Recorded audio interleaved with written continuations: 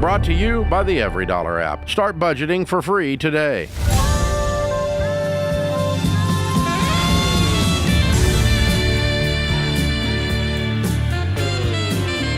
Live from the headquarters of Ramsey Solutions, it's The Ramsey Show, where we help people build wealth, do work that they love, and create actual amazing relationships.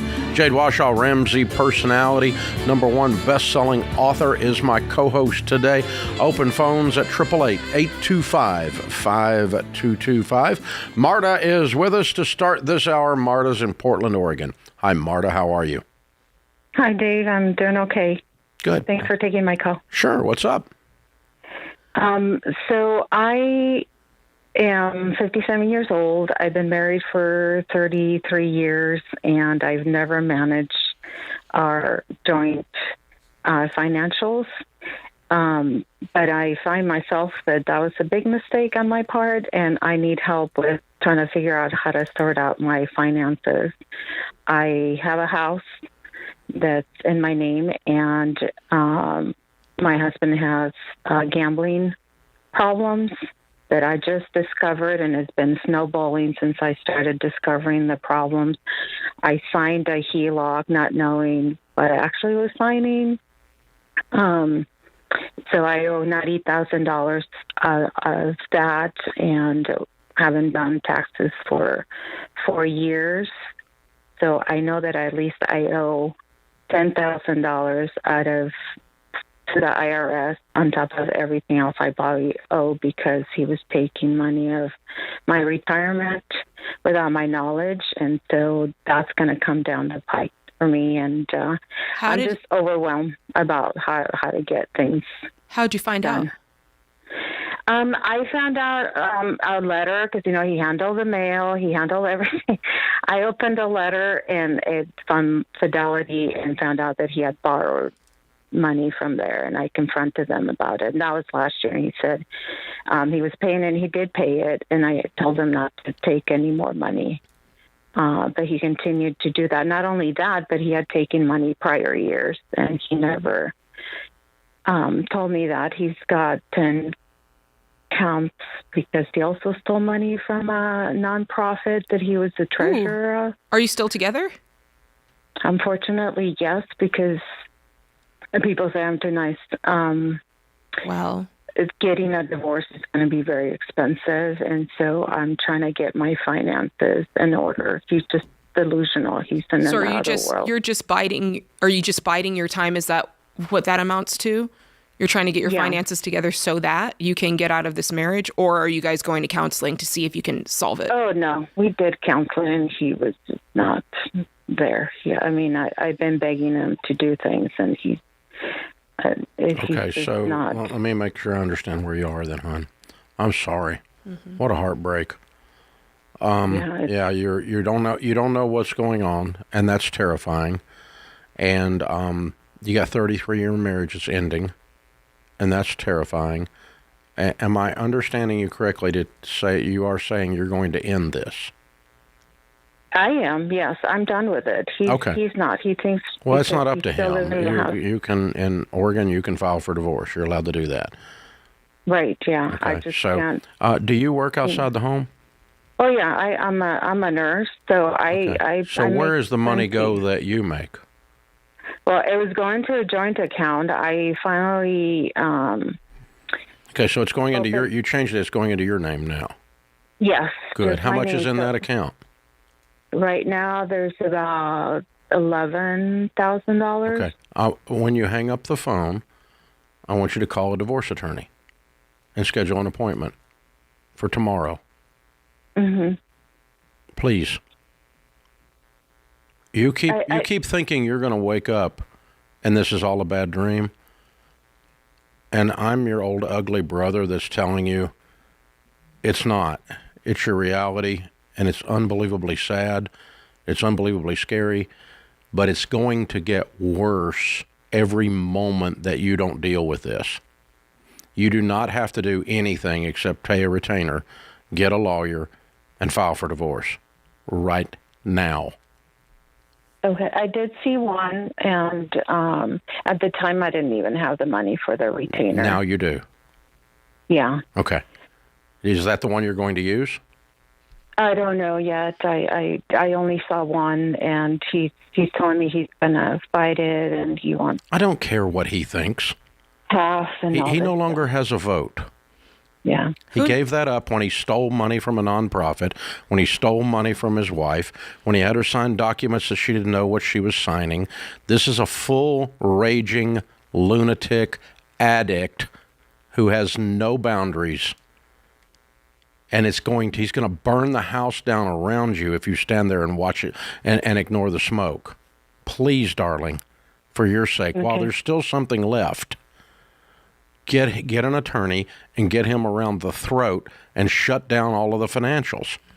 Shut down everything. So he has no concept of anything. Move it all out from under his care until his attorney and the court makes you put it back. It's time for you to get very aggressive to try to salvage what you can for the next chapter of your life, hon.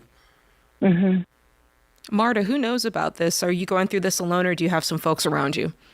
Oh no! I mean, I have friends. I'm going to counseling. Okay. My kids know, but I mean, he took $60,000 from my son, who's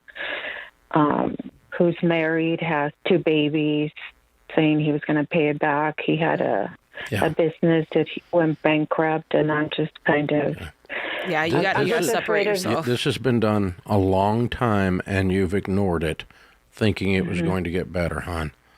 Because you're a sweet person. But listen, you're killing yourself here, okay? Please deal with this. Okay. Now. This is your big brother that loves you talking, okay? Do it now. Okay. Quit screwing around with this. It's not going to... If he suddenly gets healed, gets a lightning bolt struck from heaven, and changes, we can always come back and talk about that later. But right now, everything you have told me in the last few minutes screams emergency. Yeah, well, he thinks he's doing better, but... Honey, I don't care what he thinks. He lost his vote. Mm-hmm. And there's no proof of that. Every time you tell me something about him, it's where he stole something or took something. Mm-hmm. That's your entire description of your husband. He's a raging, gambling addict. Mm-hmm. And there's no fix for that. We work with addicts all the time. The only fix for that is to break the cycle, and this guy is not interested in breaking the cycle. Addicts can get better, but 100% of addicts are master manipulators, and they are master liars. He'll make you think this is your fault. Oh yeah, he does make me think that. That's part of the addiction. Okay, and there's only one thing you can do with this, and that's get distance. Okay. Financial distance, physical distance, housing distance. Call that attorney back or call an attorney today, and please, darling, take action on this. It's not going to get better. This guy's an abuser. Wow, I'm so sorry. What a heartbreaking thing to deal with. Yeah. Fastest growing addiction in North America today. Online porn. Second fastest growing addiction. Gambling. We're seeing in our financial counseling offices those 2 things destroying more families than anything else. Thank you to the internet. This is The Ramsey Show.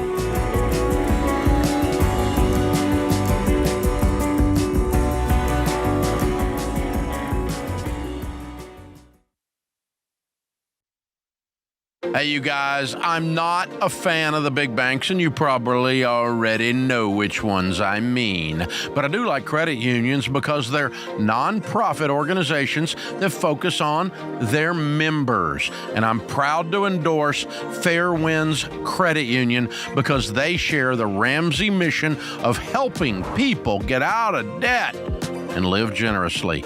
In fact, they design products to help keep you from going into debt in the first place. Fair Winds has been in business for over 75 years, and they serve hundreds of thousands of members worldwide. You can feel secure because your deposits are federally insured by the NCUA up to $250,000. It's easy to join, and Fair Winds partners with more than 5,000 credit union locations around the country, so you can bank in person wherever you live. But if you prefer the online experience, you can log on to Fairwinds and do anything you could do at a physical location. So go to fairwinds.org/Ramsey to learn more, and while you're there, look at the combined checking and savings account bundle they created just for Ramsey fans to help you take control of your finances. That's Fairwinds, FAIRWINDS.org/Ramsey.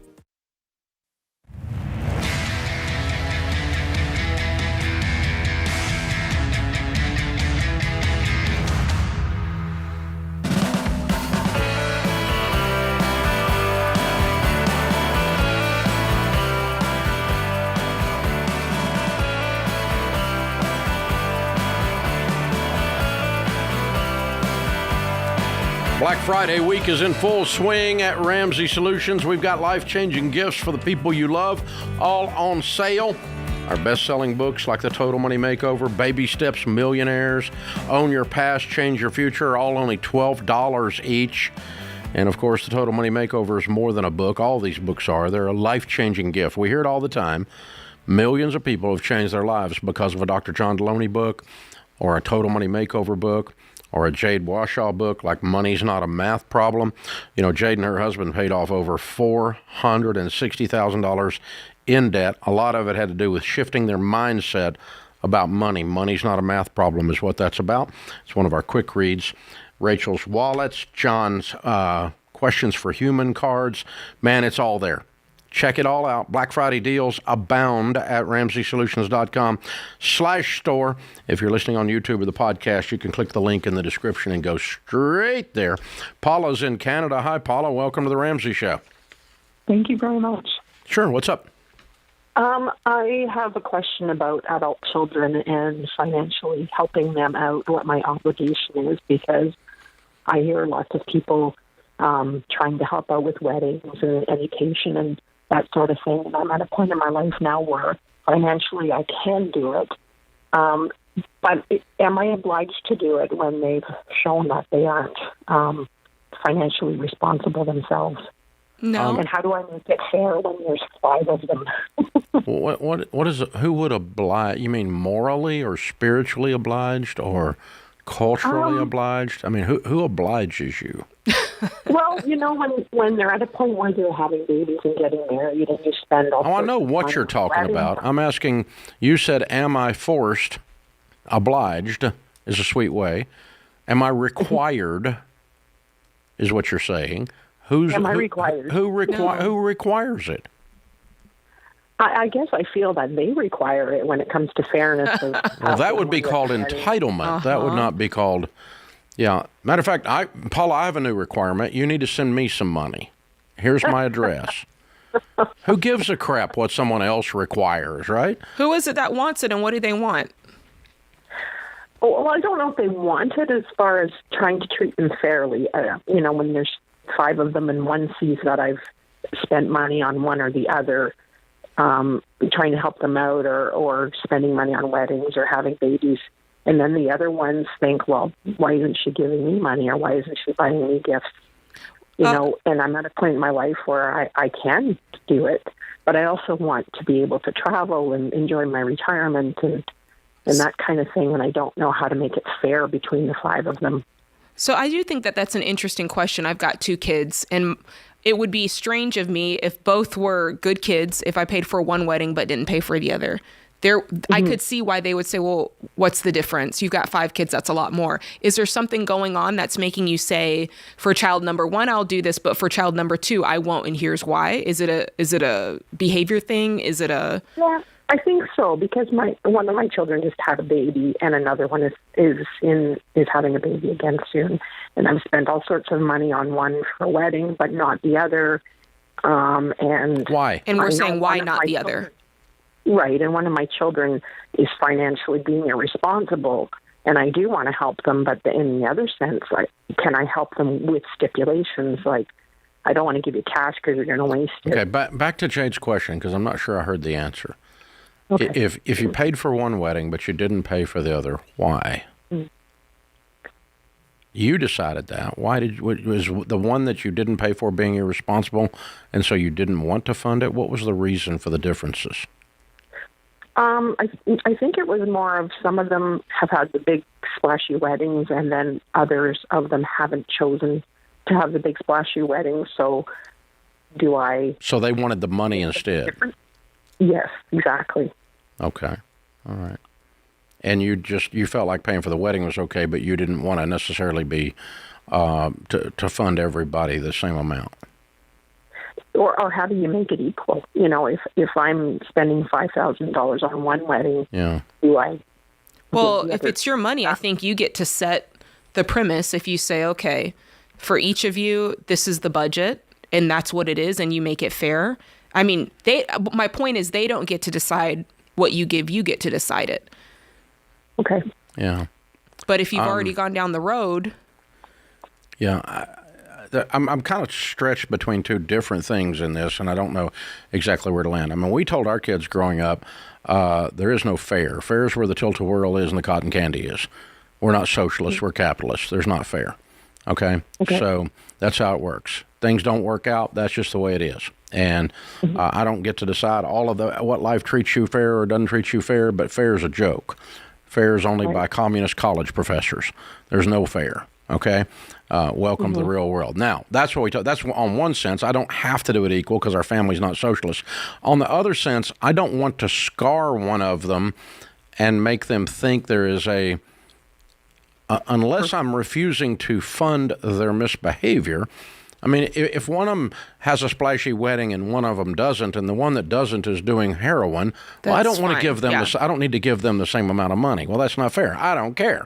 I'm not going to fund misbehavior. But if there's on the other hand, if there's on, no differences in their behaviors, it feels a little weird that they're not getting the same amount of money. So, no, you're not obligated, but I'm just thinking through with you the emotional and the relational parts of the discussion. You are not obliged, period. Okay. It's your money. You get to decide. I don't get to tell you what to do with it. They don't get to tell you what to do with it. You can just look at someone and say no, and no is a complete sentence. But from a relational standpoint, if there's not a reason for differentiating, that would give me as a dad concern. I can see how that would cause you a problem. If there's a reason, like a misbehavior for differentiating, I can lean into that real easily. And I do think it's fair to say, let's say you have $10,000 to put towards a wedding. I think it's fair to say, I have $10,000 for your wedding. But if one of them says, I don't want the wedding, I just want the $10,000, I think it's fair to say, no, the $10,000 is for the wedding. Right. I mean, so those stipulations are okay. Well, in this case, especially since you're saying some of them are misbehaving with money, you giving them $10,000 is them saying, well, I'm going to do whatever I want with this money. And if, to your point, if they're doing misbehavior things, then that's not the gift you wanted it to be. No, it magnifies their stupidity when you give them money. So it does for all of us. Anybody that gets money, it magnifies who you are, good and bad. And so when you put some zeros on the end of that, you're doing that. So I don't know. I think one of the things we've learned to do in the Ramsey household, and it's helped, because I am convinced, my wife and I were talking about this the other day, and it's not because my kids are bad. They're excellent kids. But I think adult children is a weird phrase to start with. That's like an oxymoronic phrase to start with. But raising adult children is the hardest phase of parenting. It was much easier when they were under my control and I could just tell them what to freaking do. It was a lot easier. Now they have these ideas of their own and stuff. I taught them to think, and damned if they didn't. Oh my God, it's so hard. So, and so it's a difficult time emotionally in that state for a lot of parents, Paula. But I think if you're going to differentiate for a reason, one of the things we've done a really good job about is we just communicate. We just say there's a difference here, and here's why. And you know what? That lets all the air out of it. And you can say it in front of the whole family, right? You can put everybody in the room and go, this is what we're doing. It's Thanksgiving, by the way, and here's what we're doing. And it clears the air. Yeah. You know, I remember Rachel had her first big book coming out, and we know what personalities make on a big book. And so we were at Thanksgiving, and I said, hey, everybody, we're going to stop just a second here. And they're all in their 20s. And I'm like, Rachel's getting ready to have a great year from some hard work she's done. And some of your years aren't going to be as great because you haven't done that same exact work. And you get the decision right now to decide whether to be jealous and petty or whether to congratulate your sister and cheer her on. Yeah. To their credit, once you said it out loud, they immediately became cheerleaders. But it took the air out of the balloon of jealousy once you say it out loud. And so you don't, it's harder to do it once somebody said it out loud. This is The Ramsey Show.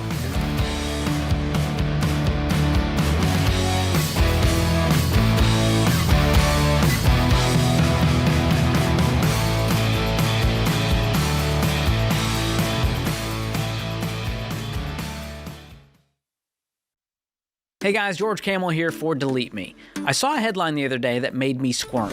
1/3 of the US population's background info is now public. We're talking 115 million Americans' personal info out there in cyberspace for data brokers to buy, sell, and trade like Pokemon cards. And data theft happens all the time. Data brokers get your info, like your name, address, phone number, even your kids' names, and then boom, it's available to online bad guys. But to that, Delete Me says, not so fast. That's because Delete Me finds and removes your personal info from hundreds of these data broker sites, and they send you an easy-to-read report showing you exactly what they did and how much time they've saved you. What I love most is that Delete Me reduces the risk for scams for me and my family. Not to mention that we get fewer creepy ads and robocalls. So it's time to take control of your online privacy. Their individual Delete Me plans start as low as $9 a month, and you can get 20% off if you go to joindeleteme.com/Ramsey. That's joindeleteme.com/Ramsey.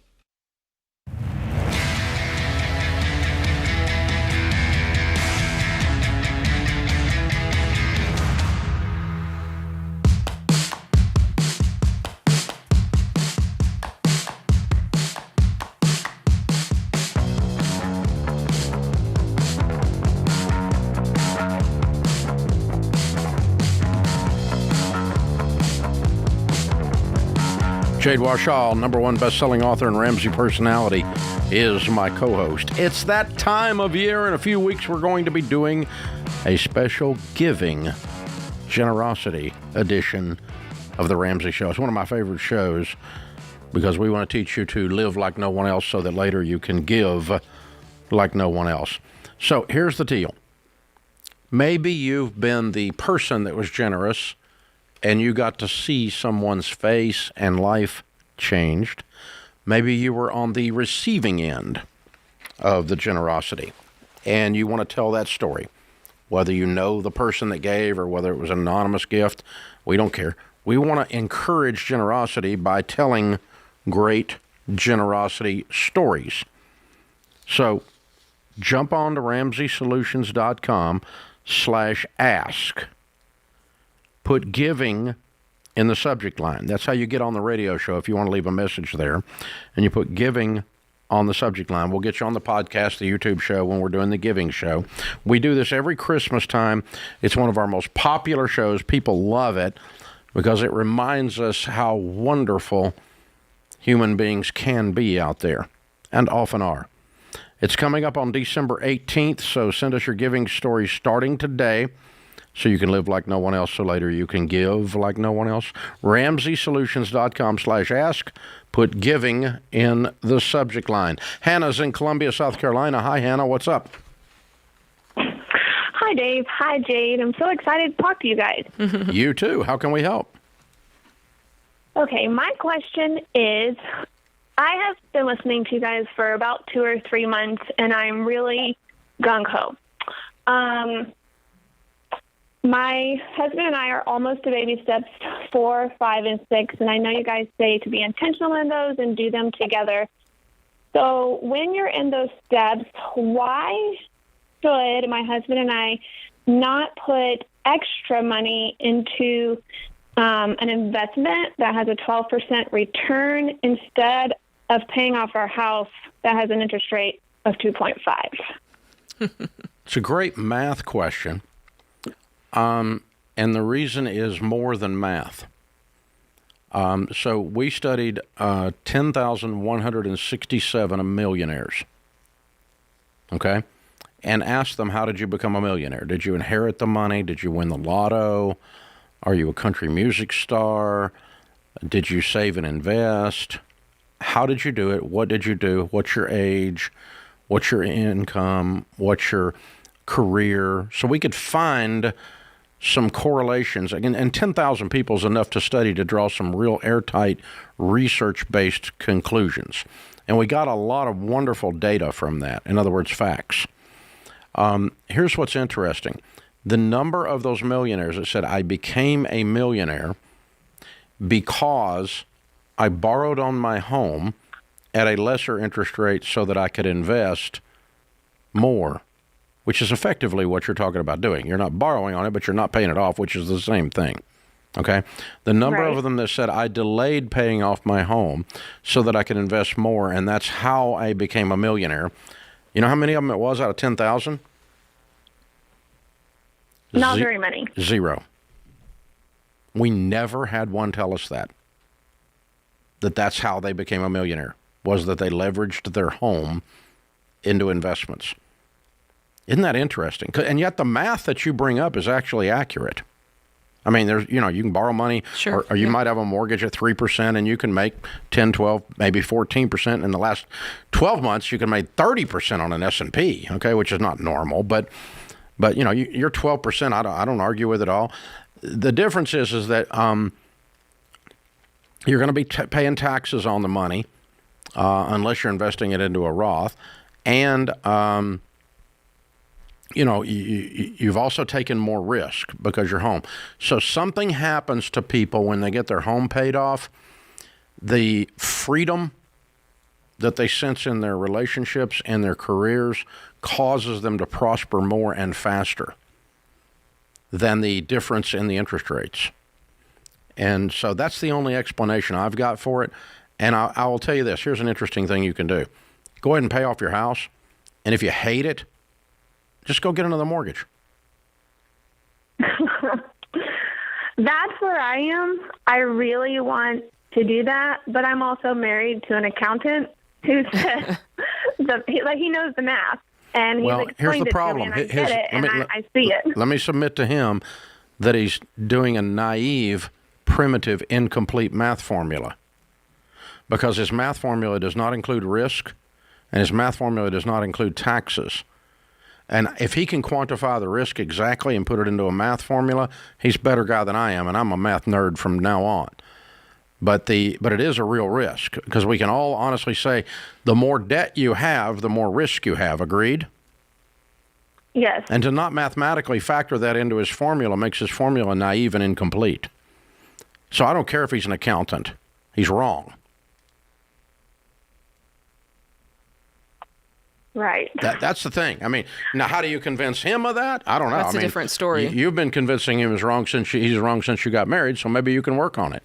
Yeah. My biggest question for him would be, what is his ultimate goal, and why are you guys doing this? His ultimate goal is build wealth, and he thinks he's leveraging the money. Right? Am I right? Yes, you are right. Yeah. But I guess my question is it a let's say he says my goal is to have $8 million, right? Is it a time frame? Is it a time frame he's so caught up on, or is there a way that you can present that argument and say, hey, we can still get there. We're just going there in this order, and this is going to give me more peace. Do you see what I'm saying? Yeah, Hannah, he was trained by the same people I was trained by. My finance professor was broke. What's wrong with that picture? A broke finance professor is like a shop teacher with missing fingers. My grandpa was not broke. And he was also an accountant. The reason he was not broke, though, is he avoided debt like the plague because he was a child of the Great Depression. And he had no debt, no debt, no debt, no debt, no way, no debt. And when I started going in debt like a crazy man to buy houses in my 20s, he said, I'm going to throw you out of the family.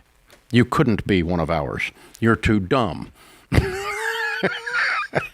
He didn't say that, but he made me feel that. So there you go. But yeah, I mean, because it's just so polar opposite of what that generation that had common sense lived. So the problem, Hannah, is your husband was trained by a broke finance professor to believe an incomplete, inaccurate math formula. And you can play this back for him. But, and Jade, it's an interesting conversation because we get this question like all the time. Once a week, right? Yeah. And when I first started this journey being common sense money, I've got a finance degree. I've got letters and licenses of all kinds after my name that says I'm supposed to know something about money, but I'm 28 years old and I'm bankrupt because I borrowed too dadgum much money and I'm an idiot. And I got the opportunity to start over. My wife would have left, but she didn't have a car. I mean, it was awful, horrible. And I was a brand new Christian. And so I started learning from this guy named Larry Burkett that the Bible had financial principles. And I read in there, the borrower is slave to the lender. And then I read in there, he who is impulsive exalts folly. And then I read in there, the blessings and cursings to the house of Israel as they cross the Jordan after Moses has led them in the wilderness. The blessings are you will be so wealthy you will be a lender. The cursings are you will be a borrower. Yeah. Every single thing in Scripture that I was reading as a brand new believer was negative about debt. And yet my intellect and academics all told me that to borrow money like her husband, the accountant. And I struggled with exactly the same thing. But I made the decision in those days on the basis of faith. I just said, okay, I tried it the academic way. I went broke. And I'm going to try this Bible stuff. And it's common sense. Now, years later, I discover, they left out risk. They let the math formulas 100%. Incomplete. These academics aren't so dadgum smart after all. Who knew? This is The Ramsey Show.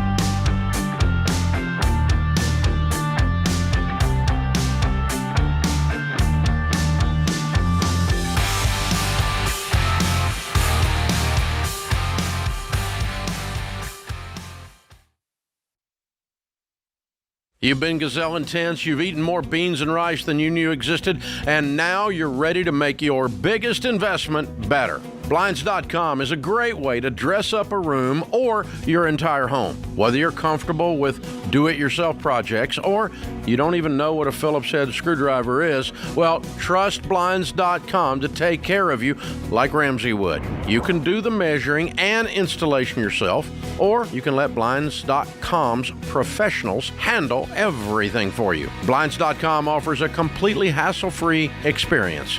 Count on them to deliver stylish window treatments from premium brands without the premium markup. You'll never have to deal with pushy salespeople in your home just to get a quote. But you can count on free shipping, free samples, and a 100% satisfaction guarantee so that you can rest easy. That's why we've recommended Blinds.com for over 10 years. Get 50% off site-wide for a limited time at Blinds.com. That's Blinds.com. Rules and restrictions may apply.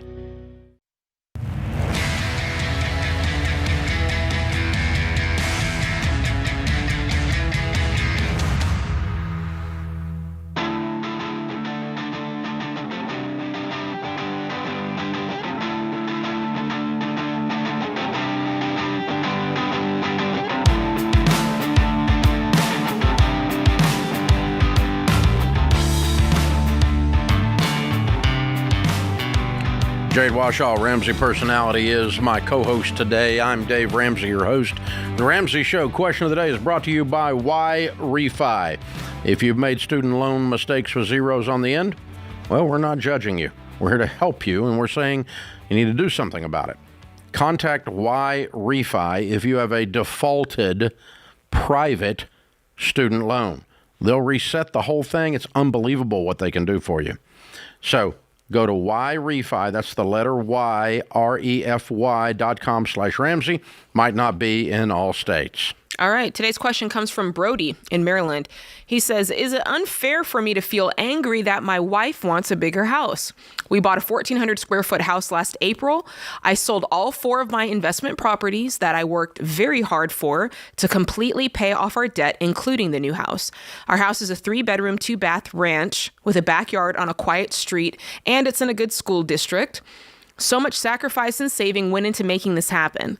Now she wants a bigger house, even though she said she wanted this particular house before we put the offer in. I don't see how I can make this happen without going into debt again, and I will not go back into debt. Oh, this is juicy. Here's the thing. I do think that some people's personalities, because you don't talk about any type of pay raise or situation where you guys' lifestyle has changed drastically, but I do think there's some people that the goalpost is constantly moving, right? It's like, if I just get this, I'll be happy. And then they get that thing and they're not happy. Or if I just get this, I'll be content. And then it happens and they're not content because things don't make you happy and things don't make you content. You know, I think that they're fun, but they don't fill that void. And yeah, you can buy fun, but you can't buy happiness. Yeah, and you can't buy contentment. No. And if you're on social media, which she might be every single day scrolling through and looking at what the influencers are doing and looking at what their friends, their friends' houses, or if she's spending all night watching HGTV, it is very difficult for some people to kind of go, well, that's them and that's okay. My life is fine. Mm-hmm. And truly, I think that that's what this is. I think she's got a contentment issue. Exactly. Sidebar, what you stated there, I just saw an article the other day that the more hours you spend on social media, there's a direct correlation to the more credit card debt you have. Oh, really? I'd love to see that. I know there is. And the more overspending you do. Because, I do it, and I have the money. But I'm like looking at some gun thing, and I'm like, oh, I need one of those. Yeah. But if I had stayed off of that, I wouldn't even have known it was there. And, but so I know other people do it, and I teach this crap. So, it's like, golly, if I'm doing it, it's got to be. So, okay. Yeah. Here's what happened, Brody. You guys need to reset your marriage relationship. This is not about a 1,400 square foot house, and it's not about you being angry. You are acting like the daddy, and she's acting like Daddy's little princess. Uh-oh. I hear that. And Daddy sold everything and did everything and sacrificed and worked his fingers to the bone. And what did he get? Bony fingers. And he got a house, and he's real proud of the house. And now she walks in and goes, yeah, but there's the wallpaper. Yeah. And so we need to reset this, and instead let's be two like grown-ups. So the conversation I'm going to have is, and actually we had it at our house, but in a little different way when we were about your all's age probably. Mm-hmm. I'll tell you about ours in a second, but the conversation I'm going to have is, okay, we are going to get aligned on our goals. Yeah. My goal is not to perpetually make an unhappy person happy. I am not going to get on that treadmill. Mm-hmm. You're a grown woman. I'm a grown man. We're going to sit down together. And here's one of mine, okay? I don't borrow money. Period. Here's another one of mine. I like to provide nice things for my wife. Here's another one of mine. These are what you might say, Brody, okay? And she's saying, well, I want a house as nice as my friends. Okay, what can we do to get that? Mm-hmm. You don't work. You could work. You don't work much. You could work more. You could quit coach bagging it, and we might save that money towards a house.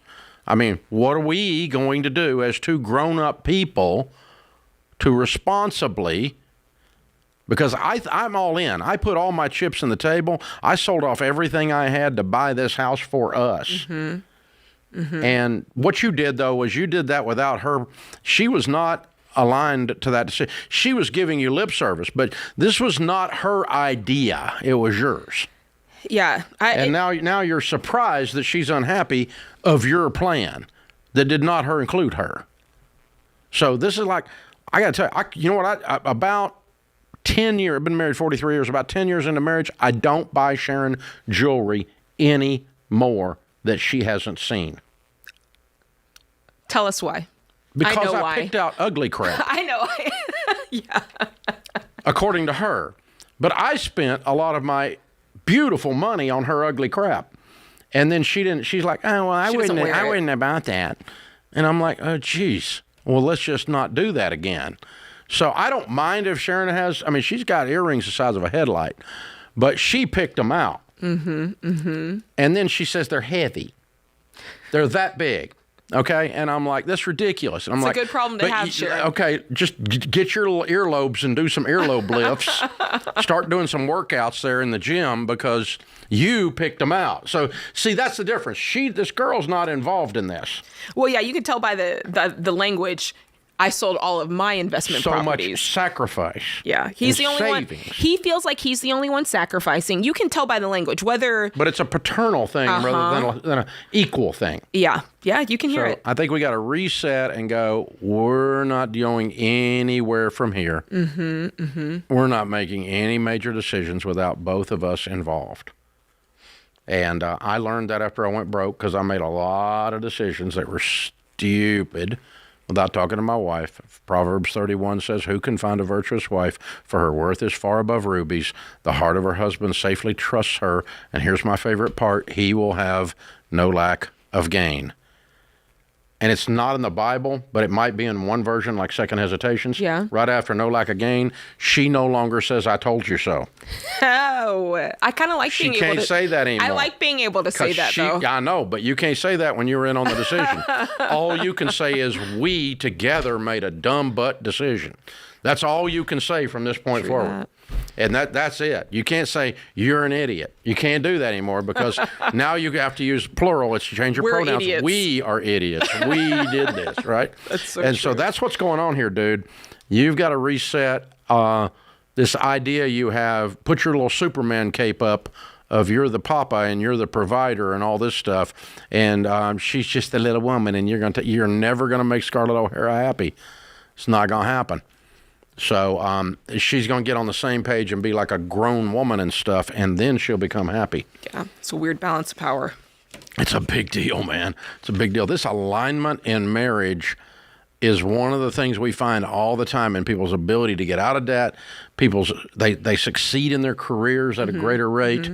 They and their ability to build wealth because they're aligned on sacrificing, and they make decisions together. The first time we did that after going broke was we finally saved up a little bit of money, and I had $10,000. Sharon was driving a blue 3-tone Astro van. You remember those? Oh, 100%. Completely ugly. The carpet was covered in toddler goldfish from the third kid, and it was nasty. This was a bad car. It was an embarrassing vehicle. When they first came out, they were all right. Well, this was not first come out. And she's like, I need a better car. We need to move up to a Suburban. And I had $10,000 or $15,000 saved at the company. I was getting ready to do this investment. We were going to buy this thing, and I was going to make $100,000 with this $15,000 down here. And she's like, we need to do a car. And you know what? We did both, but we did the car first. And then we did the company. And it turns out now, all these years later, it was okay. But in the moment, aligning on that with two grown-ups was a big deal. It's a big deal. This is The Ramsey Show.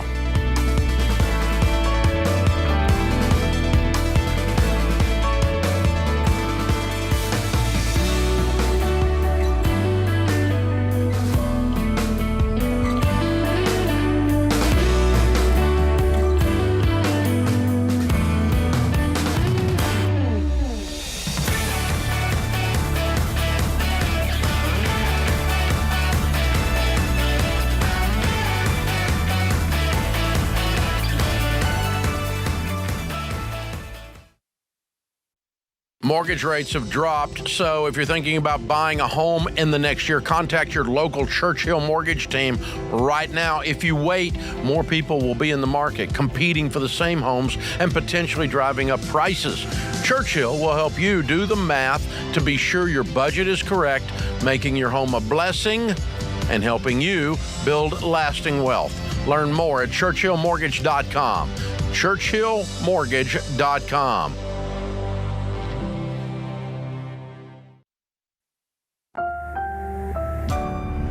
brought to you by the EveryDollar app. Start budgeting for free today.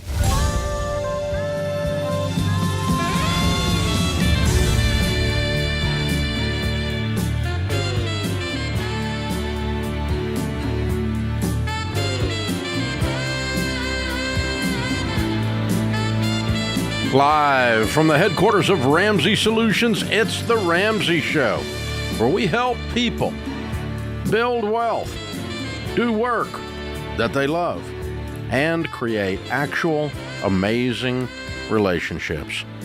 Jade Warshaw, Ramsey personality, #1 best-selling author of the book Money's Not a Math Problem. She's my co-host today. Open phones here at 888-825-5225. Scott's in Las Vegas. Hey, Scott, what's up?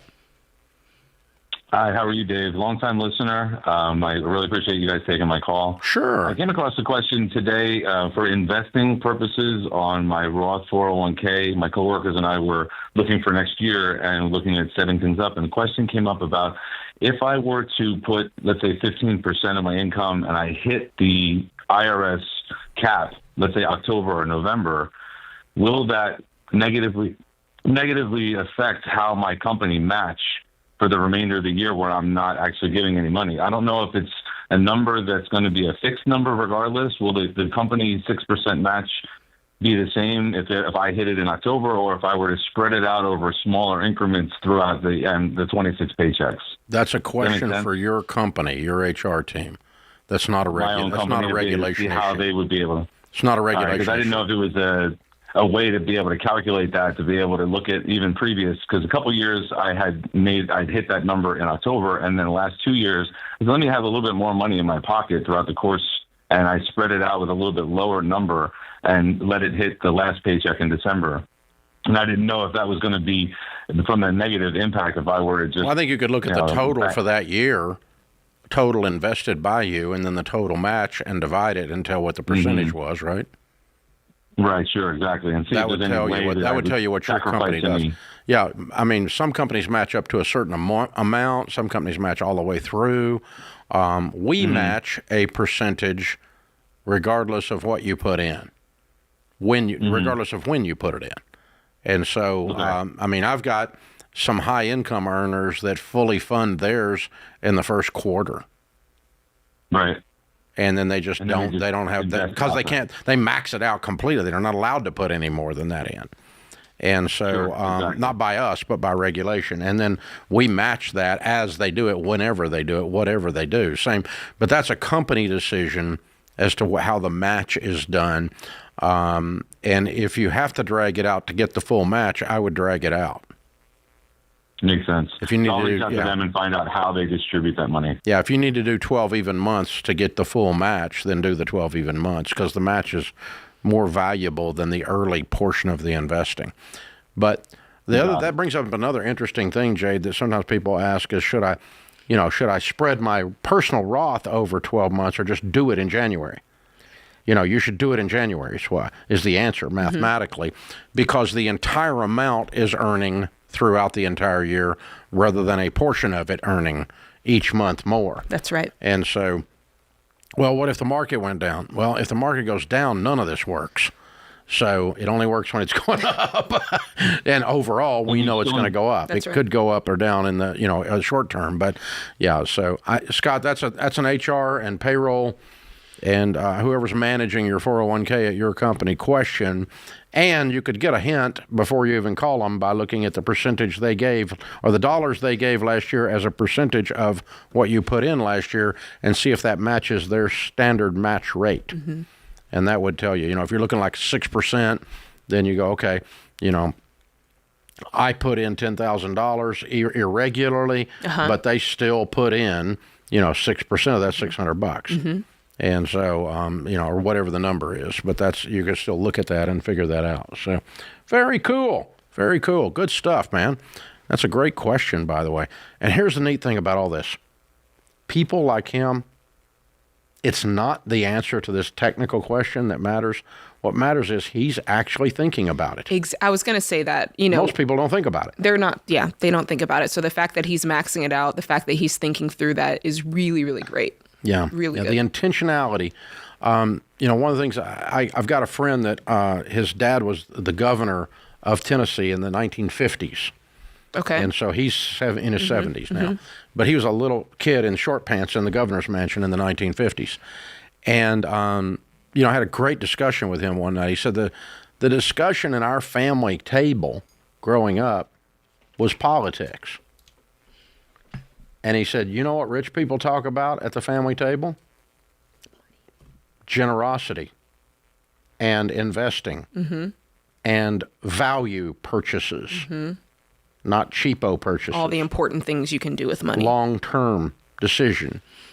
And so a rich kid grows up with a silver spoon because their parents got rich because they were concentrating on money, not obsessed by it, not worshiping it.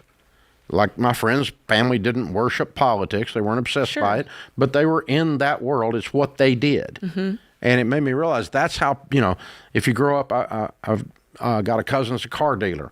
And guess what? He owns a bunch of cars. I wonder why. Yeah, I think you end up talking about the things that are of value to you in your life, whether it's your religious beliefs, moral beliefs, hobbies, whatever that is. That's what you talk about. That's what you pass down.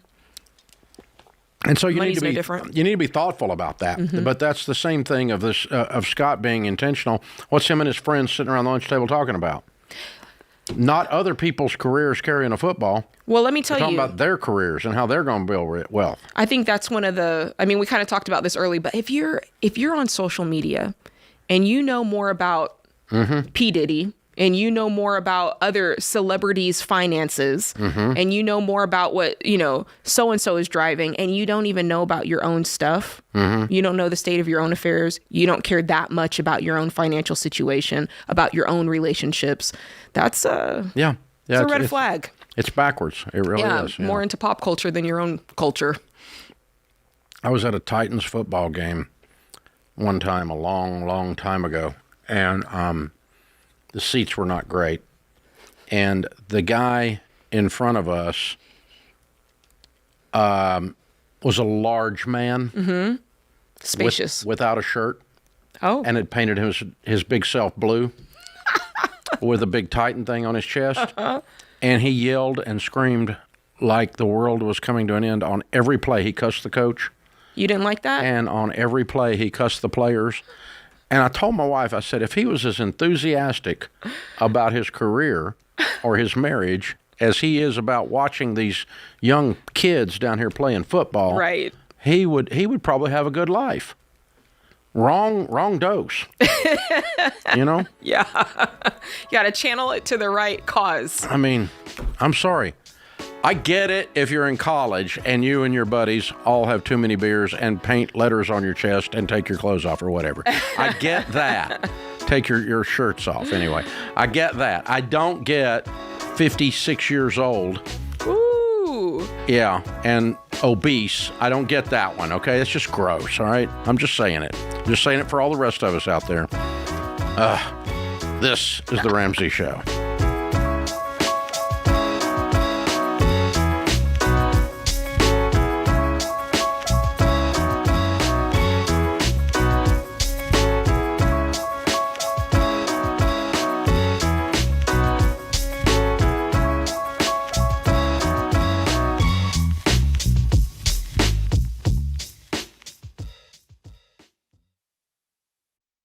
Hey guys, it's Rachel Cruz. Just about everything costs more these days, and healthcare is no exception. So if you're looking at your healthcare options during open enrollment, be sure to check out Christian Healthcare Ministries. CHM is not health insurance. It's a biblically based health cost-sharing ministry that's helped hundreds of thousands of families just like yours with healthcare costs. CHM is affordable, aligns with your values, and gives you more options for your healthcare. And you can join at any time, including open enrollment. Find out more and join today at chministries.org/budget. That's chministries.org/budget.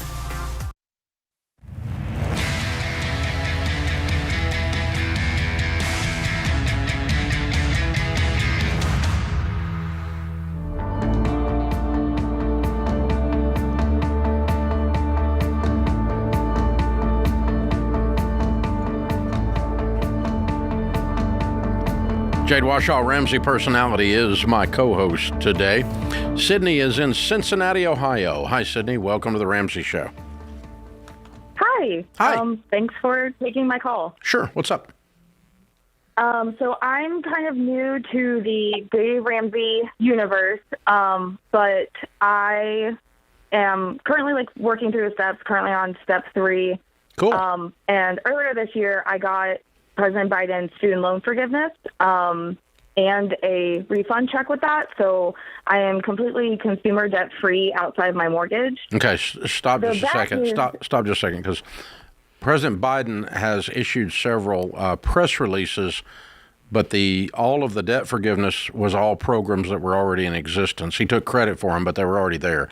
Aside from that, what was the forgiveness that you got? What type? What was the situation? Just my student loans. My school was deemed predatory or whatever. Okay. And That's been in place for 20 years. Yeah. Schools that are predatory and go broke, the student loans are forgiven for the last 20 years. And you should, by the way. And you should be. And that is a standard forgiveness. So the student loan that you took out with this predatory trade schools, what they typically are, or some kind of online school or something like that, they gave you student loans. They were federally insured student loans, and the federal government forgave those because they deemed the school to be predatory, right? Yep. Okay, What'd you get back?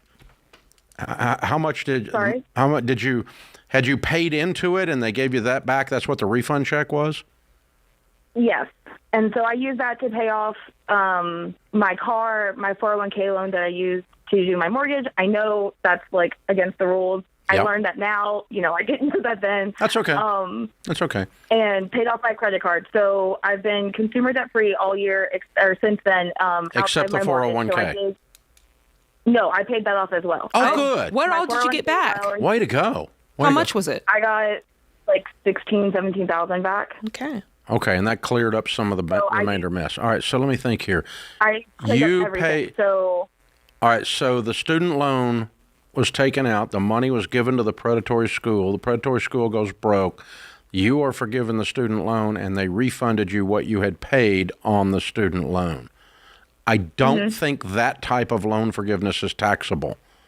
Most loan forgiveness is taxable, but this is a different program because you did not actually receive the money here.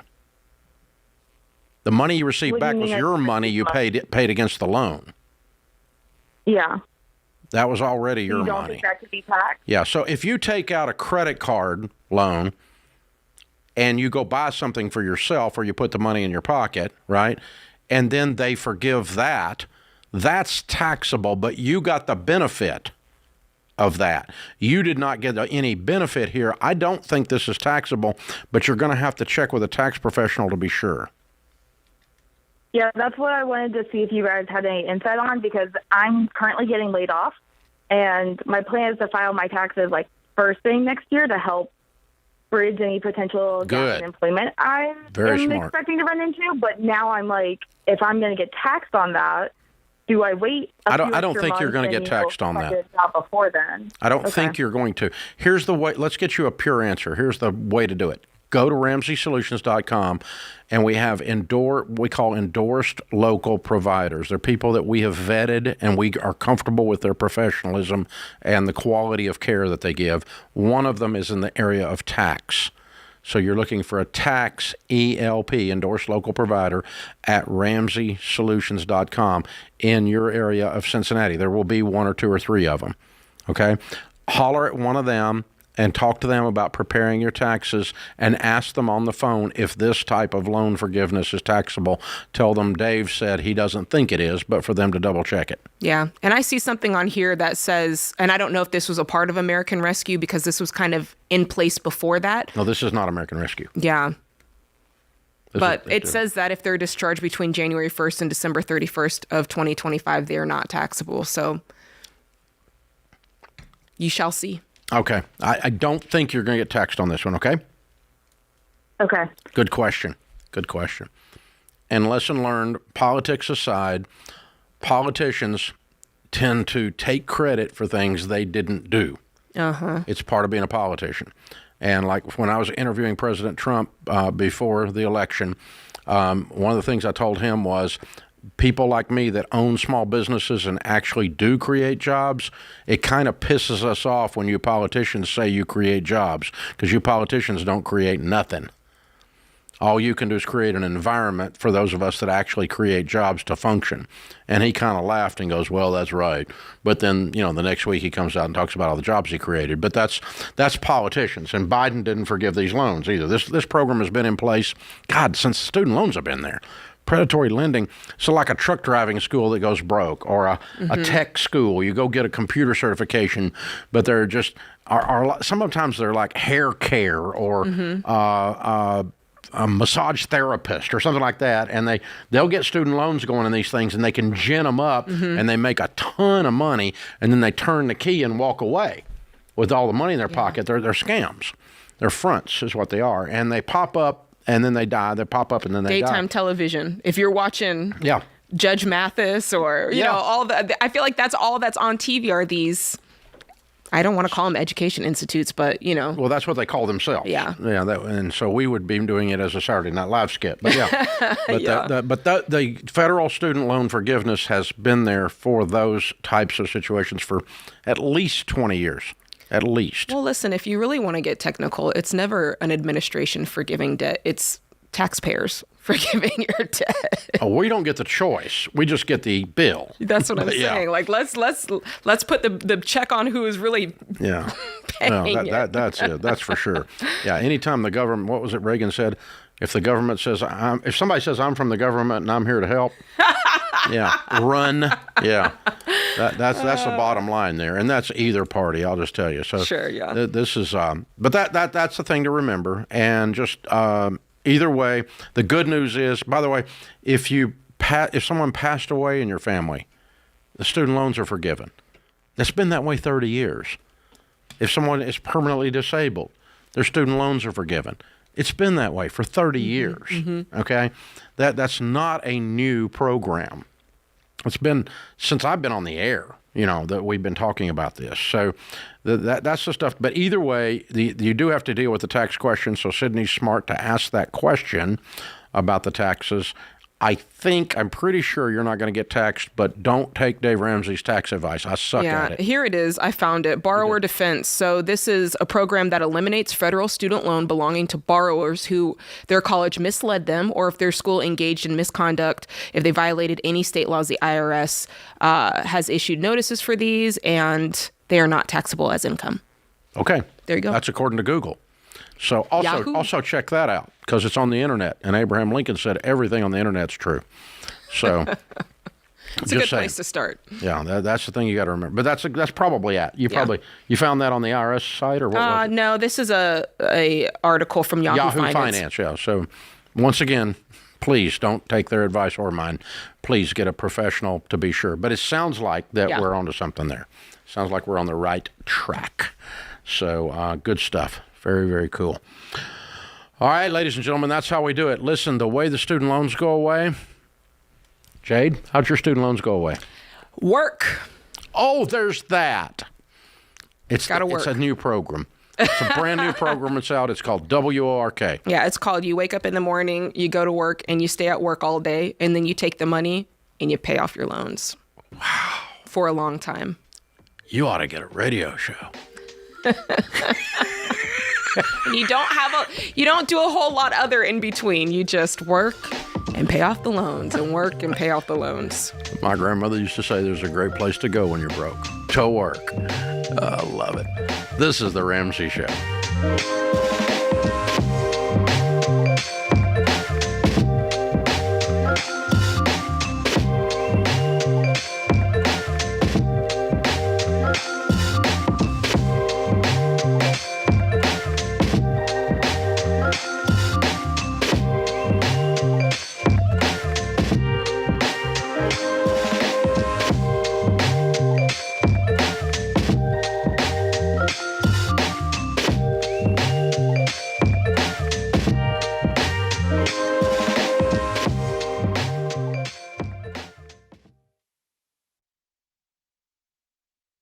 I've been doing this show for over 30 years, and some of the saddest calls I have taken are from situations that are completely preventable. Yeah, and what's so hard is I feel like one of those, especially the ones that I'm like, oh, it's terrible, are people that call in and their spouse has passed away suddenly and they don't have life insurance. We actually took a question of a lady and she had 3 kids, pregnant, and husband didn't have life insurance. And I'm like, I can't even imagine. Or even if it was opposite, right? If a mom passed away, there's a dad with kids and trying to figure out, how am I going to afford childcare? How do I outsource some stuff that maybe she was doing? Like, and it just takes the grief and the sadness of something like a sudden death to a whole new level. Like when you have to think through, how am I going to pay my bills? How am I going to eat next week? Yeah, in the middle of all that grief. Like it's terrible. And so life insurance is the one thing, especially as a mom with 3 little kids, that I'm like so big on for people to get because it's inexpensive. Xander is the place that Winston and I actually get all of our life insurance. And we keep re-upping it because I'm like, I just want it there. Like there's something about that safety of knowing that you have money if something suddenly happens. And it doesn't cost much because Xander shops among a gazillion different companies. It doesn't cost much. You just have to admit that someday you're not going to be here. You got to say it out loud, and you got to say, I'm going to say I love you to my family by taking care of them and taking the time to put this stuff in place. It costs us stinking pizza. There really is. So that is one thing to do, to say I love you to your family. So we've used Xander for all of our family's needs for insurance for many years, including, of course, term life insurance. To get a free quote, go to 800-356-4282. That's 800-356-4282, or go to Xander.com.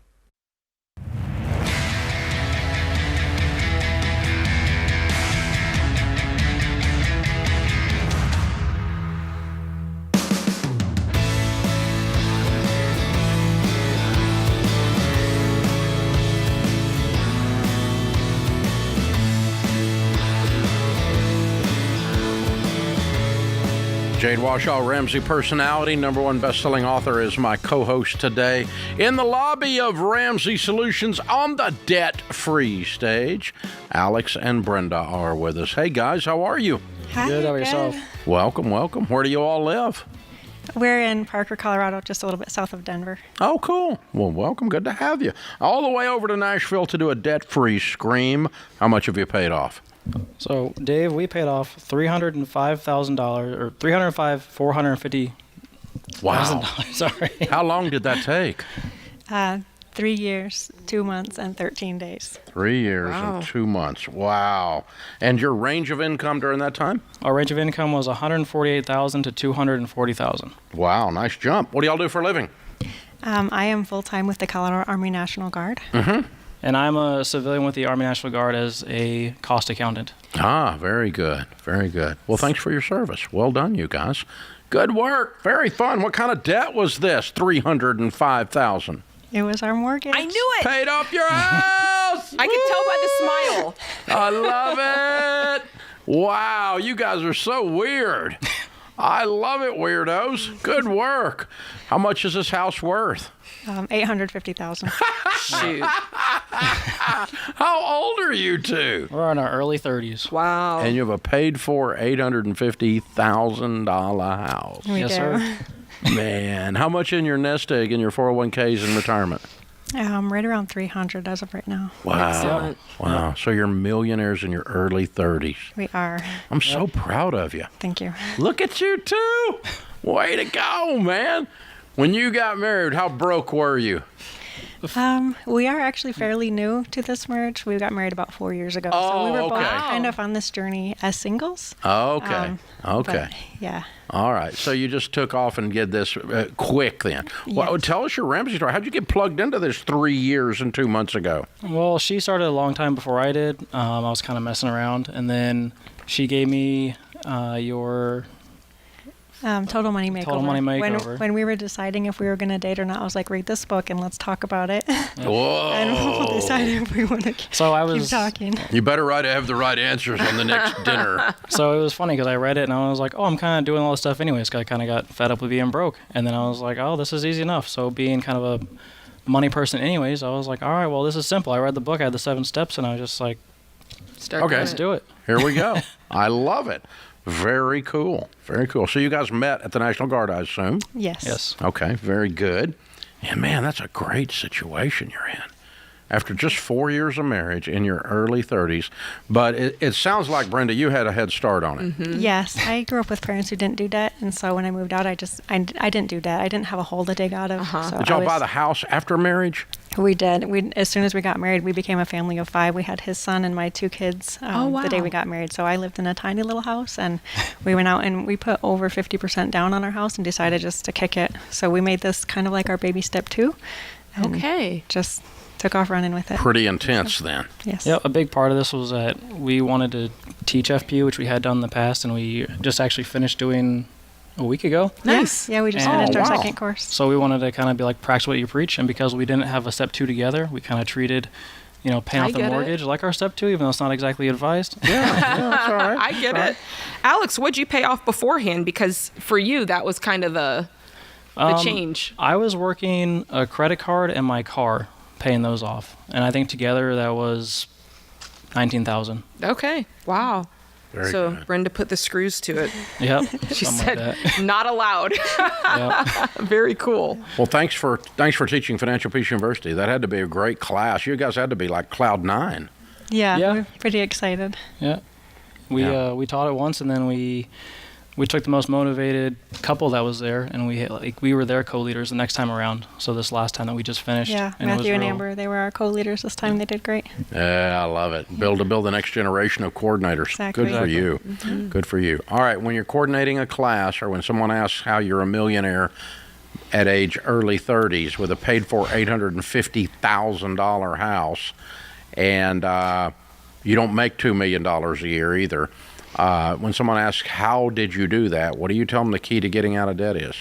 Hard work for sure. I think between the 2 of us, we had about 13 jobs. We each had a solid job, and then we took on several side jobs. He can tell you what most of them were. So not all at the same time, but over the 3 years that we were doing this, I worked at Home Depot for a summer. We both worked delivering packages for Amazon. Wow. I was a tax assistant at our CPA office. We both did landscaping. I did Uber and Lyft. I was a reservist in the National Guard. I did handyman work. She sold items on Nextdoor. So it was a whole bunch of, not all at once, but like there was always Crazy something work. going on just to kind of keep it new and different. So I love that. So what happens next? You've got a paid-for house. You don't have a payment in the world. What are you planning? I think our next thing is probably cars. We Okay. drive very old, very used cars. What are you gonna get? So, nothing new, but new to us. Probably a newish or newer minivan, and then he needs a nicer commuter car. He's driving like an it. 06 car with very many miles on it. Something from this decade. So Yeah. I love that. I first want to move up to this decade. Yes. Yeah, that's a good it. move. I like that. That's good. Very cool.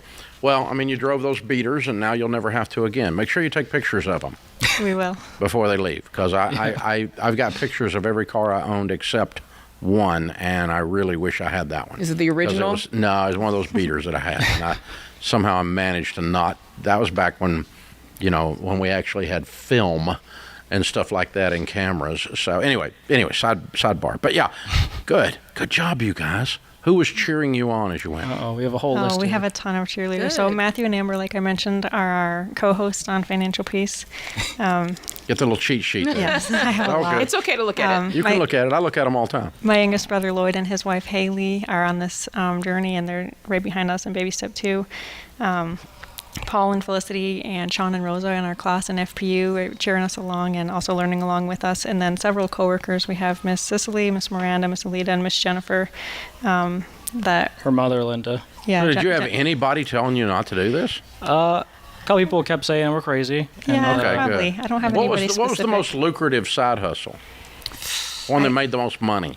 Probably Amazon Flex, just because they give you blocks of time, and if you finish it early, you get paid for that full block, whether or That's not. nice. So we would take our older kids along with us, and they would throw us packages from the back. Wow. And we could finish a 3-hour route in an hour and a half, and then go pick up another one. Which one did you dislike the most?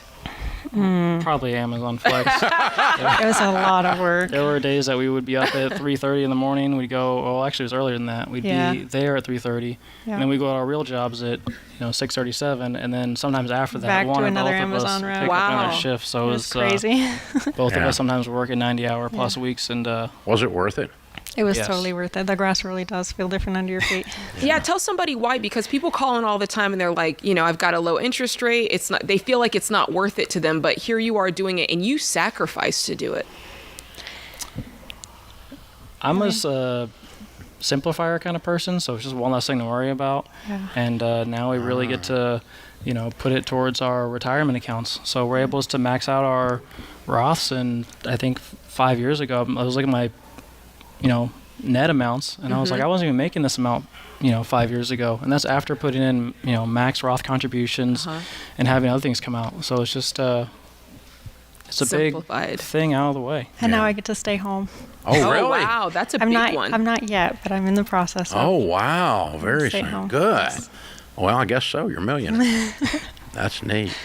Love it. I'm so proud of y'all. Thank You're you. amazing. I mean, in their early 30s. So well done. All right. Are the kiddos going to scream with you? They are. All right. Let's get them up here. Introduce them. Give us their names and ages. Oh. Oh, we might have a sad one. Uh-oh. Did we lose one? Here they come. Oh, the little one's sad. That's okay. Oh, look she's at how cute. That dress. Oh my God. That's all right. That's perfect. All right, Alex and Brenda, Addie, Liam, Logan, and Anna Lee, 305,000. Count it down. Let's hear a debt-free scream. All right, 3, 2, 2, 1. We're debt free. Trying not to scare the little one to death. That's good. Baby Steps millionaires in their early 30s. What'd they do? Follow the stuff we teach. This is The Ramsey Show.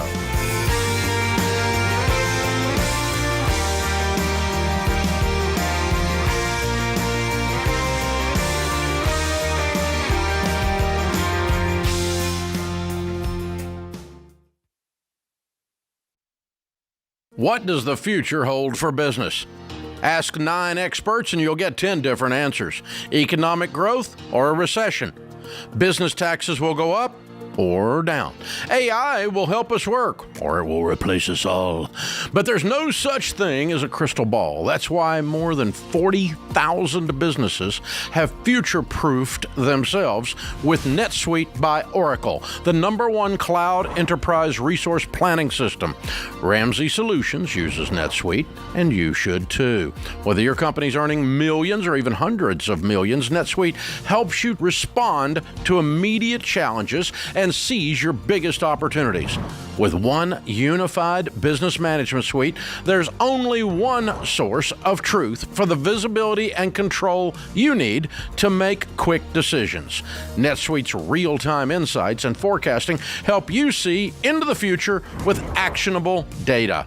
And when you're closing the books in days, not weeks, you can spend less time looking backward and more time focusing on what's next. And speaking of what's next, download the CFO's Guide to AI and Machine Learning at netsuite.com/Ramsey. It's free at netsuite.com/Ramsey.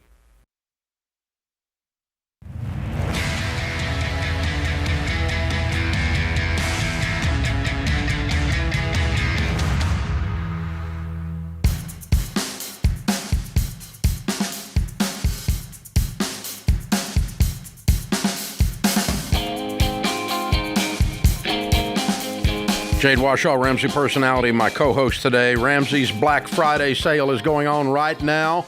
Get early access to some of our best deals of the year. Meaningful gifts for family and friends as low as $8. Our best-selling books like The Total Money Makeover, Baby Steps Millionaires, Own Your Past, Change Your Future, only $12. Audiobooks and ebooks, only $8. Rachel Cruz's wallet right now, the in black and camel and brown and champagne are on sale. Questions for Human cards on sale at just $12, including the new Christmas edition.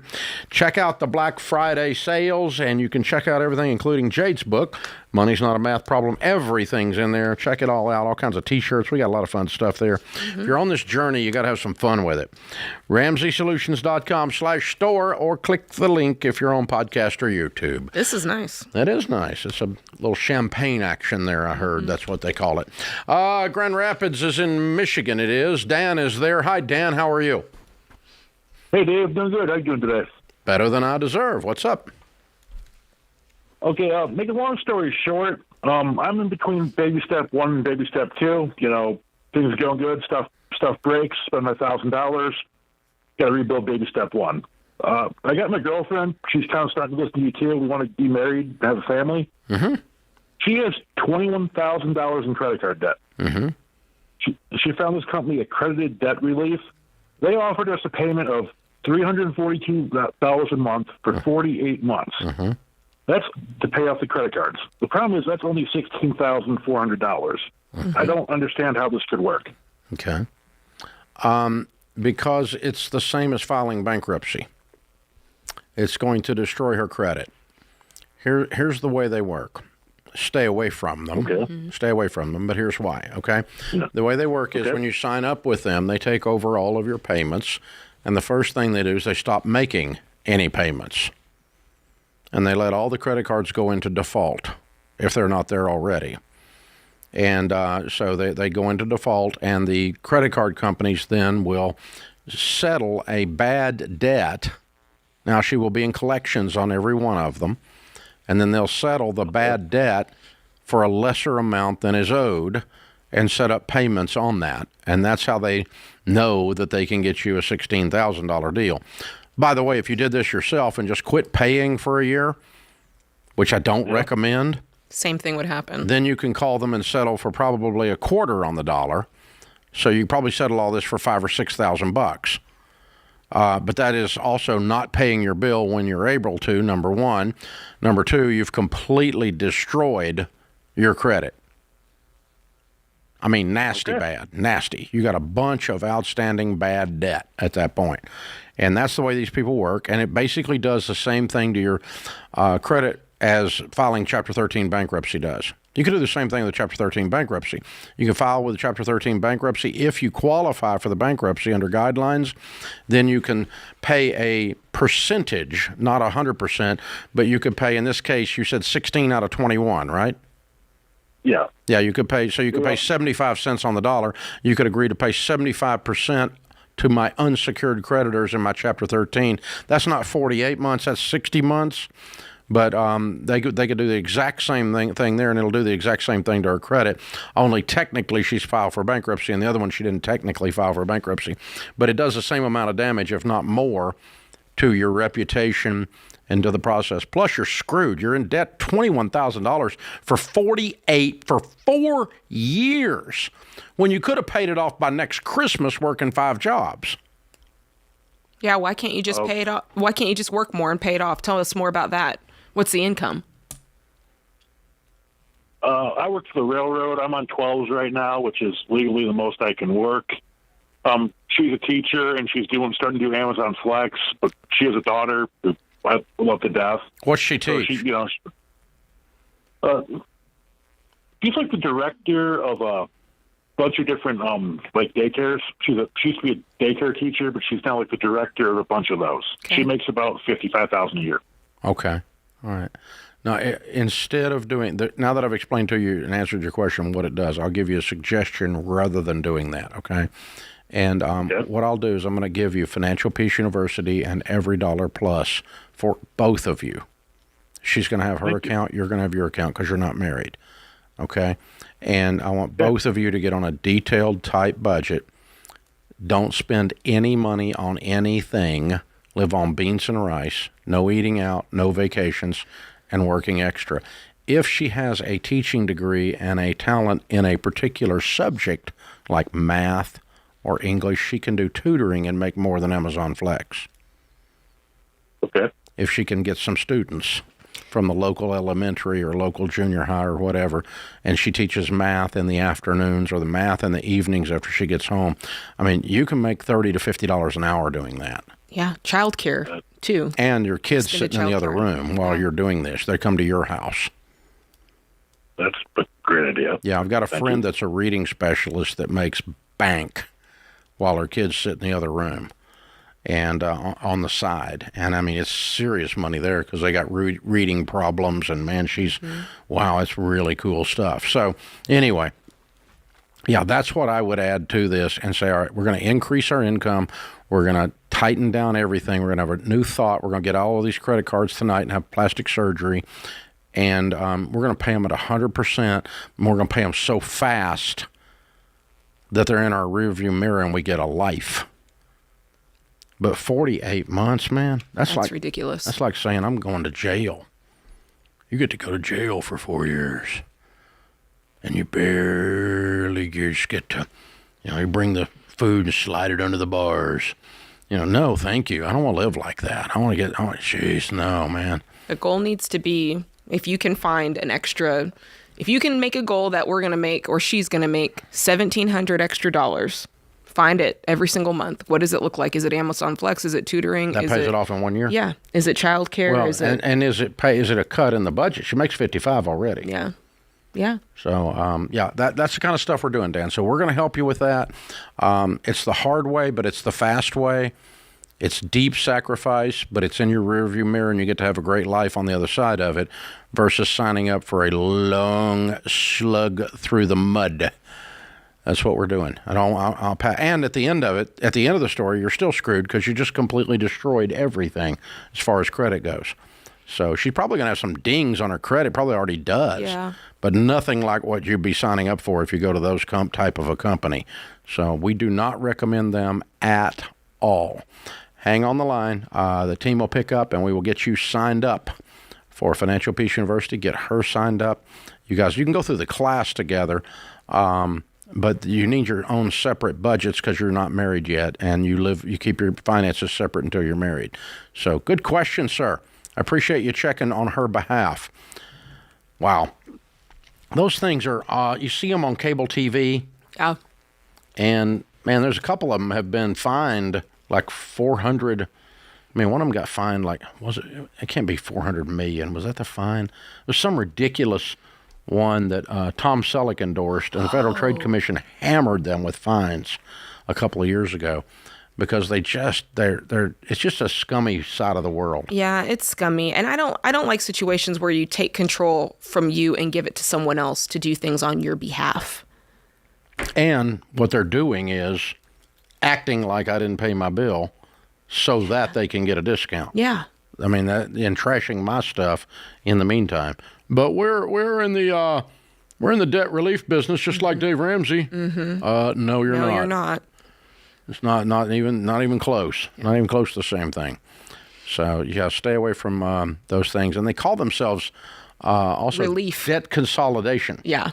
And it's not debt consolidation at all. You're not consolidating debt. Consolidating debt's when you get one debt and pay off all the others with the one debt. Well, you don't pay it off. You move it to the one debt. But that's like a home equity loan. That's debt consolidation. But not paying them and you paying these goobers one payment, that's not consolidation at all. Yeah. And it's really not debt relief. No, it's not relief. It's, well, at the end, I guess it is in one sense, but wonder what the percentage of people that complete it is. Probably pretty low. That's a good question. That would be interesting to look at. Yeah, you don't finish it, you're really screwed. That puts this hour of the Ramsey Show in the books.